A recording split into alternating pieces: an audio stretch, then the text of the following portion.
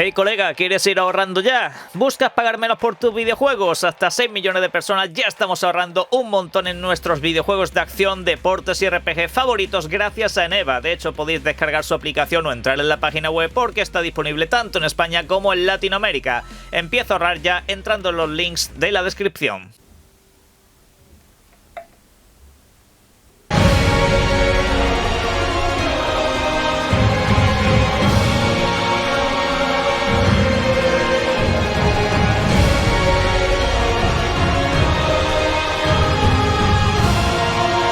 Buenas, ojo porque en el vídeo de hoy tenemos que comentar un par de temas bastante delicados, amén de actualizaciones de videojuegos varios que son desde luego bastante interesantes. Dos tienen que ver con el espacio, uno es Starfield y otro es un videojuego de Star Wars que algunos están esperando desde hace tiempo y que por cierto vais a tener que seguir esperando durante bastante tiempo por lo visto. Luego alguna actualización más, pero sobre todo hay dos temas principales. Uno es relacionado con una bajada de precio que ha tenido una Xbox, vamos a decirlo así, y por otra parte también Tomb Raider. Recordad que este año se tenía que lanzar el remake de la primera entrega, un videojuego que desde luego levantó muchas pasiones entre los consumidores cuando se anunció, y podría estar atrasándose hasta el próximo 2027. Estas dos informaciones que vamos a tratar las vamos a ver en detalle porque tienen una parte de cierto y una parte de matiz y contexto bastante importante para resolver. Bueno, pero vamos a ir paso a paso. Primero de todo, Starfield, videojuego que hoy tiene otra vida más. En este caso, videojuego que va a recibir una expansión de contenido y también la versión para PlayStation 5. Si lo habéis comprado en formato físico a través de alguna tienda en específico, pues deberíais de poder jugarlo nada más lo tengáis en casa.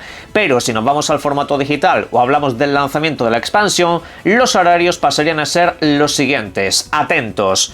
En países como España, por ejemplo, en horario peninsular particularmente, se podrá jugar todo esto a partir de las 5 de la tarde.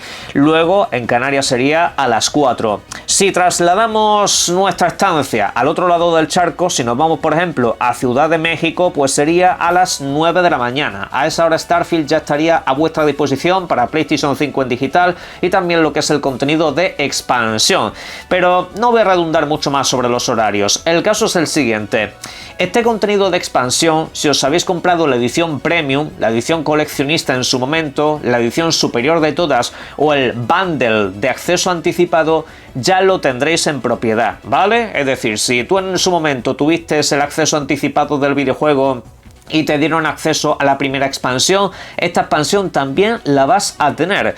El día en el que comenté el vídeo pues fue subirlo y básicamente aclarar este asunto. Al principio la expansión debería de ser de pago, pero no, finalmente si compraste la primera tienes la segunda. Un detalle por parte de la compañía en este caso, prácticamente regalándote un contenido que no necesariamente te habían prometido. Y la cuestión es que luego, pues por supuesto, tenemos muchas actualizaciones gratuitas de mejoras. Lo que son los viajes espaciales cambian, también hay algunos añadidos jugables interesantes, por supuesto, aparte de una mejora general del contenido que estará mucho más estable. Y además de todo eso, ya nos han comunicado que Starfield no se queda aquí, habrá más actualizaciones. Y a quien no adivinéis que lo va a jugar de nuevo esta misma tarde, yo no, yo en realidad tengo que ir al cine. Pero bueno, ya mañana me intentaré poner con esa expansión si tengo tiempo. Pero en fin, de verdad, disfrutad muchísimo Starfield, dadle el valor que creo que el videojuego tendría que tener desde un principio y a ver si ya algunos se van quitando los reparos con los videojuegos de sus compañías no favoritas. Pero bueno, dejando a un lado todo eso, ahora vamos a pasar con el tema que ahora mismo os estoy dejando en pantalla, relacionado con la portátil de Xbox. En este caso, la versión blanca de esta plataforma que analizamos en el canal, que os he mostrado por aquí varias veces y que de hecho pues empecé a especificar un poco ciertos temas para que la gente no se llevase engaño con determinadas cosas, ha bajado de precio. Sería la versión más barata, la blanca, repito, la versión de color negro, la más potente, esa seguiría a su precio estándar oficial, ¿vale? Esa no habría sido rebajada ni un solo dólar hasta la fecha. Ahora esta por lo visto se encuentra a $100 menos, pero ojo, que esto tiene un matiz. Esto no es una rebaja definitiva de la plataforma. A futuro seguramente esto acabe sucediendo, pero la cuestión es que esto es una rebaja puntual de Amazon y que otras tiendas están replicando, ¿vale? ¿Esto qué es lo que significa? Que el precio podría volver a subir. Es decir, no se trata de la clásica rebaja definitiva o que el precio oficial se haya estandarizado ahí. No, simplemente es una rebaja puntual de venta para que se potencien un poco estas plataformas, etcétera. Que hombre, como tal, está muy bien. Me refiero, a día de hoy, pues cualquier rebaja en sistemas de videojuegos y tal, la verdad que bienvenido sea, vamos a dejarlo claro. Y además este dispositivo ya habéis visto en el canal que es bastante competente. Si sabes configurar los videojuegos con determinadas cosas, puede ser un dispositivo de mano absolutamente increíble, donde lo juegues pues a prácticamente todo lo que hay en el mercado. Esta rebaja particularmente, ¿a qué se debe? Preguntará más de uno. Pues por lo que se dice, o al menos durante las últimas fechas, se ha podido comprobar que las ventas de estos dispositivos han caído en picado. Es decir, no es que sean dispositivos de grandes masas, estos dispositivos están preparados para un nicho de público muy concreto, pero al final pues no han terminado de calar en las grandes comunidades. Sin embargo, dentro de esos nichos al final parece que ya las ventas se han parado del todo. Es como que ya no llega ese nuevo público, están esperando precisamente a esta clase de rebajas, las cuales por cierto no son necesariamente raras o extrañas. Es decir, la anterior ROG Ally, cuando no tenía el sello o la pegatina de Xbox, cada uno que lo vea como lo quiera ver, pues también se rebajó drásticamente durante los siguientes meses a su lanzamiento. De hecho, esta ha tardado bastante más en rebajarse, con lo cual entiendo que quizá comercialmente ha funcionado un poco mejor que la original. Quiero aclarar eso sí una cosa. Esto no necesariamente va de la mano con que Xbox en sus videoconsolas haga lo mismo. Puntualización número 1. Xbox pone rebaja a sus videoconsolas de vez en cuando, ¿vale? Porque repito, estos son rebajas puntuales, no rebajas de precio definitivas. Ok, porque estoy viendo mucha gente que ha compartido esta noticia básicamente diciendo que ahora Xbox va a bajar de precio todas sus videoconsolas para hacerle la competencia a Sony, ya que acaban de subir de precio la suya y así pues aplastarles en el mercado de los videojuegos. Mirad, eso no va a pasar. A día de hoy veo incluso más posible que anuncien una nueva subida de precio que lo rebajen. A día de hoy las cosas están así en el mercado, ¿vale? Y eso incido que no creo que vaya a cambiar. Otra cosa son, pues esto, las rebajas puntuales que se hagan en dispositivos varios, en dispositivos que en este caso, pues en ciertas etapas del año pues no venden tanto y por eso llegan las rebajas.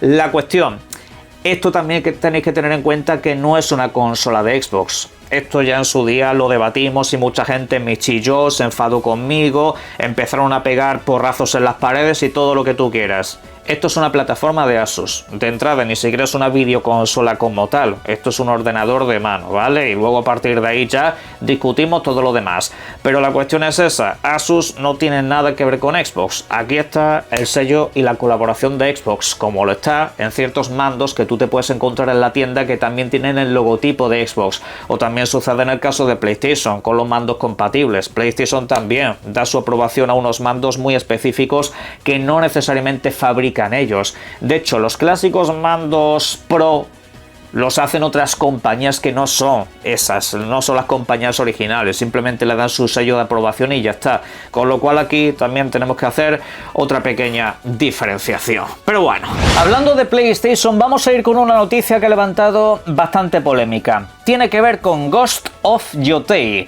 Ya sabéis, un exitoso videojuego que PlayStation lanzó durante el pasado año, que vendió 3 millones de copias en apenas un mes. Es una auténtica barbaridad, sobre todo saliendo en una única plataforma. A día de hoy no se sabe cuánto más ha podido vender, estaba por encima del anterior videojuego de la franquicia. La cuestión es que el videojuego no para de actualizarse y ahora, el próximo 10 de abril, recibe el modo Leyendas, un modo cooperativo PvE donde tú puedes ir por tu cuenta o con algunos aliados a derrotar a ciertos enemigos de manera online. Y bueno, gustó mucho en el primer videojuego. La cuestión es que este modo nace pues con un pequeño problema, al menos de lanzamiento. Parece ser que no va a tener matchmaking, es decir, que tú no vas a poder emparejarte con otros jugadores aleatorios si te falta gente, con lo cual vas a tener una única y exclusiva opción si quieres jugar a esto. Quedar con otros amigos, básicamente, o puedes unirte al servidor de Discord del videojuego y a partir de ahí buscar gente para que se una a tu partida. O sea, no está el matchmaking habitual de estos videojuegos, cosa la cual me parece muy cutre, cosa la cual la verdad no tiene ninguna clase de sentido. No puedes sacar un modo online dependiente de que tengas algún amigo por casa o conocido que también quiera jugar. Obviamente habrá mucha gente que a esto solo juegue con amigos, hasta ahí todo respetable. La cuestión es que si sacas un modo online tienes que dar posibilidad de encontrar jugadores aleatorios. No puede ser que estés dependiente de otras personas, sobre todo cuando son jugadores habitualmente centrados en videojuegos para un solo jugador. Dicen que esta actualización con el matchmaking llegará un poco más adelante y yo les diría al estudio desarrollador que atrasasen principalmente este modo hasta que no estuviera completo. La verdad que no es la mejor forma de empezar, vas a perder mucha gente de lanzamiento y mucho atractivo. Ahora vamos a tratar el otro tema controvertido que tenemos para el vídeo de hoy, relacionado en este caso con Tomb Raider. Hablamos del videojuego clásico que vuelve en forma de remake. Este título fue anunciado en la gala del Doritos durante el pasado año 2025, a final de año prácticamente. Y la cuestión es que se tenía que lanzar este año, más que nada porque estamos en año de aniversario y por supuesto pues es la gran celebración por todo lo alto, sacar el videojuego original con esa revisión. Esto, según dicen algunos rumores, no estaría sucediendo, que finalmente el videojuego podría atrasarse hasta el próximo 2027. Más de manera específica, esta información reza que la fecha tentativa sería el mes de febrero. Y ahí pues acabaría incluso coincidiendo con el otro videojuego de la saga Tomb Raider que se lanzará el próximo año. Así que el año que viene tendríamos dos videojuegos de golpe. Y este año pues nos quedaríamos un poco de vacío según esta información. Yo en lo personal os digo que esta información no me la creo. Os la traslado porque puede ser verdad, aparte de que hay ciertas cosas que pueden llegar a tener sentido, pero ahora os digo el porqué. Primero, ¿por qué se expone que se atrasaría el videojuego? Pues dan motivos varios, porque son como varios informadores los que lo comentan. Nos dicen que, por una parte, están los despidos, hay muchos despidos dentro del estudio. Por otra parte está GTA 6 en el calendario, que es un poco como la excusa genérica que tienen prácticamente cualquier estudio de desarrollo hoy en día. Será que no hay fechas, por lo visto. Y luego pues también nos ponen encima de la mesa problemas de desarrollo y todo lo típico que tenemos encima de la mesa. Vale, el problema es que me he puesto a tirar del hilo con toda esta información a ver de dónde viene y me lleva a una cuenta fan de Tomb Raider en redes sociales que no es que tenga un seguimiento específicamente grande. Aunque antes de ir con ese punto, también hay otro detalle que a la comunidad la tiene bastante inquieta con respecto a un posible retraso, y es la ausencia de marketing. Esto lo personal diría que no debería de preocuparos, principalmente porque este videojuego hace apenas 3 meses que lo hemos visto. Realmente no hace tanto que este videojuego lo vimos en movimiento. Hemos visto más cercano en el tiempo este videojuego que otros como por ejemplo Gears of War, que también se va a lanzar a lo largo de este año, con lo cual, bajo mi punto de vista, no habría que preocuparse. Pero quiero dejar claro que cuando me refiero al seguimiento que tiene esta cuenta, no me refiero necesariamente al número de seguidores. Que quede bastante claro que no estoy haciendo de menos a una cuenta de redes sociales o un informador por tener menos seguidores. Yo cuando hablo de seguimiento me refiero a que no es la típica cuenta que haya filtrado información relevante, importante o trascendente acerca de la franquicia en el pasado. Es una cuenta que comparte rumores y comparte de básicamente todo. Básicamente lo más importante que ha trasladado es que durante el año pasado dijo que en la gala de los Game Awards se iba a ver este videojuego, se iba a ver el remake de Tomb Raider. Solo que en realidad me he puesto a tirar del hilo y no es que fuera la primera persona que lo dijo, es que ya había muchos rumores de años anteriores de que se iba a presentar un Tomb Raider, y claro, todos los años disparaban de nuevo el rumor hasta que finalmente acabó sucediendo.